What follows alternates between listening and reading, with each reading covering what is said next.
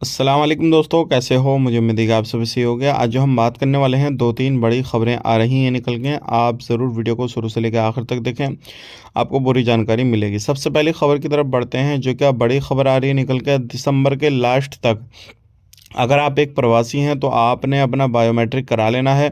साहिल application से आपने जो है पहले अपॉइंटमेंट लेना है, उसके बाद में आप बायोमेट्रिक कराने के लिए डेट पर अपनी जाएं।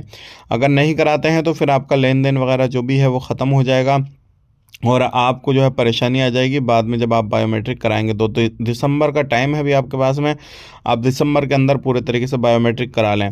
बात कर लेते हैं, यहाँ पे जलेब के अंदर एक बंदे को पकड़ा गया जो क्या सैलून चलाता था, बाल कटिंग का काम करता था, लेकिन किसी ने उसकी जो थी इत्तला की कि भाई ये बंदा जो है साथ ही साथ जो है नशे का काम भी करता है। तो जब पुलिस ने छानबीन करी और उसकी शॉप पर आई, दुकान पर आई, जब छानबीन हुई तो वाकई में उसके पास में कुछ नशे का सामान निकला।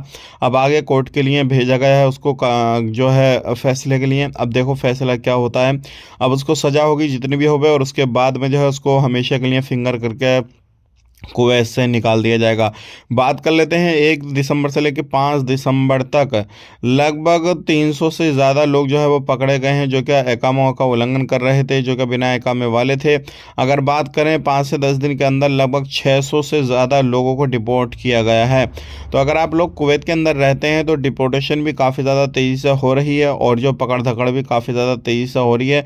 तो आप सावधान रहें, सतर्क रहें और ऐसे काम काज बिल्कुल ना करें जिससे आपको पकड़ा जाए और फिर आपको कुवैत से डिपोर्ट कर दिया जाए, क्योंकि बहुत सारे लोगों को कुवैत से डिपोर्ट किया जाता है और वो कभी भी दोबारा से कुवैत के अंदर वापसी नहीं कर पाएंगे। इस चीज़ का खास करके ध्यान दीजिएगा। आज के लिए इतना ही। चैनल को पहली बार देख रहे हैं सब्सक्राइब करें, वीडियो को लाइक कर दें, कमेंट बॉक्स में अपनी राय लिखें। आप अपना ख्याल रखें, अपनी फैमिली और ख्याल लिखें। Take care, bye bye.